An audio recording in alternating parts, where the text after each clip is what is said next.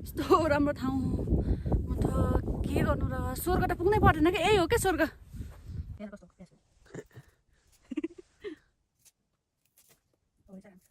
यो ठाउँको विशेषता के हो र तँलाई थाहा छ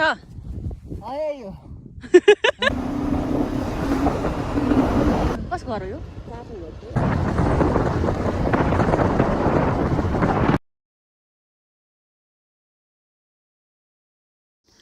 नमस्कार के छ खबर आरामै हुनुहुन्छ होला पक्कै पनि होइन हामी पनि एकदम ठिक छौँ त्यसैले त हामी घुम्न जाँदैछौँ आज दिदीभाइ मिलेर हामी कहाँ जाँदैछौँ भन्ने कुरा चाहिँ हजुरहरूले एकछिनमा थाहा पाउनुहुनेछ यो हो देवस्थान बजार देवस्थानबाट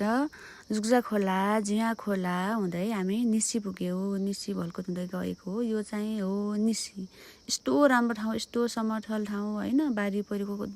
कुनै पनि डर नभएको यस्तो राम्रो ठाउँ कि निसी र भल्कुत यस्तो मन पर्यो मलाई यो हो काठे घर रे होइन सिसाको झ्याल अनि अरू सबै काठको कि हेर्नु न यस्तो राम्रो है मलाई कस्तो राम्रो लाग्यो यस्तो मन पर्यो कि अनि त्यहाँ सबै राम्रो हो कि बाटोहरूमा यस्तो राम्रो राम्रो कुराहरू देखिरहेको थियो अनि यहाँ चाहिँ छानामा भटमासहरू सुकाइरहेको थियो यस्तो रमाइलो कुराहरू त कति देखियो होइन सबै क्यामेरामा कैद गर्न सकिएन आँखाले हेरेको जस्तो आफै गएको जस्तो कहाँ हुन्छ र खोलाको किनारमा हेर्नु न कस्तो राम्रो गाउँ निसी खोला हो यो चाहिँ बाटोमा पशु चौपायाहरू पनि प्रशस्तै देख्न सकिन्थ्यो कति धेरै आएको कि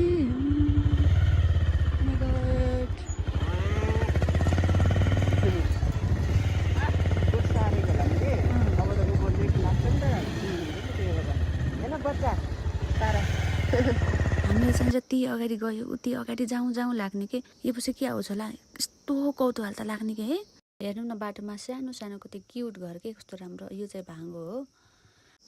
अनि यसरी नै जाँदै होइन मेरो चाहिँ ठ्याक्कै एक ठाउँमा नजर पर्यो कहाँ भनेपछि यहाँनिर चैते लेखेको रहेछ म पनि चैतको अनि ए मेरो नाम रहेछ लुलु रोग भनेर भाइले रोक्यो एकछिन फोटोसोटो खिच्यौँ हामी अनि कति घना जङ्गल हेरौँ न यस्तो जङ्गल अनि फाइनल्ली हामी पाती हाल्ने आयो यो पाती हाल्ने भन्ने ठाउँ चाहिँ बागलुङ अनि रुकुम पूर्वी रुकुमको सिमानामा पर्छ सिमानादेखि चाहिँ हामी माथि किलाचन दह जान लागेको कसैले चाहिँ तिलाचन दह पनि भनेर चिन्नु रहेछन् स्थानीय बासिन्दाहरूले वास्तवमा चाहिँ किलाचन रहेछ हामी किलाचन पुग्नको लागि चाहिँ 1 घन्टा जति उकालो हिँड्नु पर्दो रहेछ दिदी कहाँ जान लाग्नुभयो कहाँ घुम्न जान लाग्नुभयो थाकेर हेर र मान्छे यो बाटो हुँदै गयो भने रुकुमकोट पुग्छ यताबाट चाहिँ बागलुङ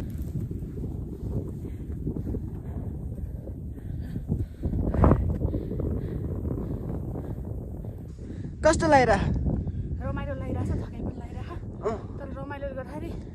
थकाइ हरायो ओए के यस्तो ओए के यस्तो ल के यस्तो घर बनाएर बस्नु यतै घर बनाएर त्यस्तै एउटा ससुरालीको लागि बना न ससुराली आउनु पाइन्छ कहर हिँड्छ अहिले त अघि माथि आउँदाखेरि थाकेर फ्याक परेको थियो अहिले देखो यस्तो राम्रो भ्यू देखेर हेर्छ कहर छ धमास नक्कली यहाँको बाटो चाहिँ यस्तो देख्न सक्नुहुन्छ ओहो बर्खाको बेला त हिँड्दा पानी आउँछ सर्र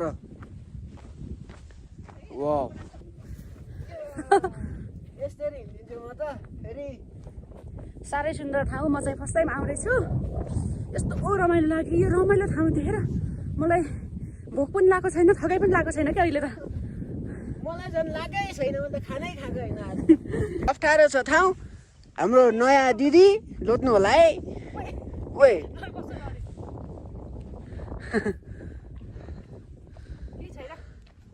यस्ता बाटो कति हिँड्यो है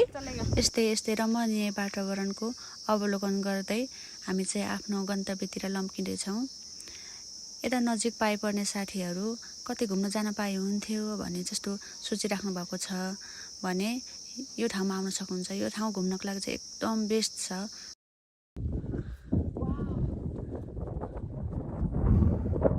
गाइज यो कत्ने बित्तिकै आयो होइन म तपाईँलाई दौडेर देखाउँछु म दौडेर आयो गाइज तिलाचन दाल किलाचन ताल पो हो ए फाइनल्ली हामी तिलाचन ताल आइपुग्यो यस्तो राम्रो ठाउँ कि यो ठाउँ देख्दाखेरि त लागेको थकाइ भोक सब हरायो क्या हेर न यस्तो तालकुरामा यस्तो लेकमा यस्तो ताल हुनु भनेको त गजबको कुरा हो नि होइन यहाँ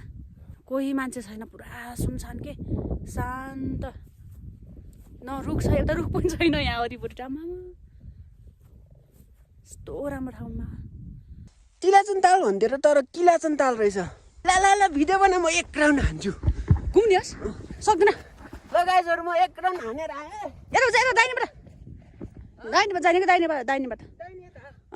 गाइज म एक राउन्ड हान्न जान्छु हैन ल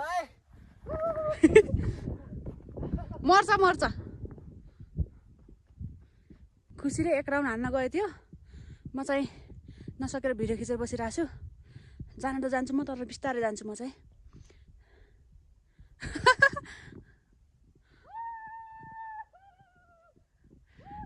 कराउँदै हिँडिरह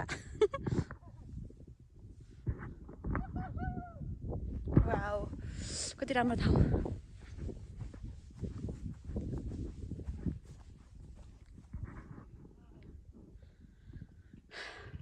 के गर्छ कोही छैन मान्छे एउटा मान्छे छैन क्या तर यस्तो राम्रो यस्तो लेकमा यस्तो ढुरीमा यस्तो ठाउँमा ताल हुनु भनेको त अचम्मको कुरा हो नि आम्मामा आइसक्यो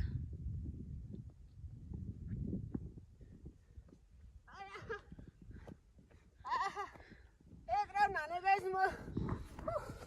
यो ठाउँको विशेषता के हो र तँलाई थाहा छ आए यो म चाहिँ दौडेर राउन्ड हान्न सक्दिनँ त्यही भएर बिस्तारै हिँडेर एक राउन्ड हान्दैछु यहाँको विशेषता अस्ति नै तँलाई एकजना दाइले भने होइन विशेषता चाहिँ यो कति बेला हो एकदम भव्य नै हुन्छ अरे पूजा हुन्छ अरे मेला भन्दा नि पूजा हुन्छ अरे पूजा त्यो पूजामा चाहिँ अब जे माग्यो मनले जे सोच्यो त्यही पुरा हुन्छ भन्दै हुनुहुन्थ्यो एकजना दाइले अनि यहाँ चाहिँ पानी कहिले सुक्दैन यहाँ चाहिँ पानी सुक्दैन अरे कहिले पनि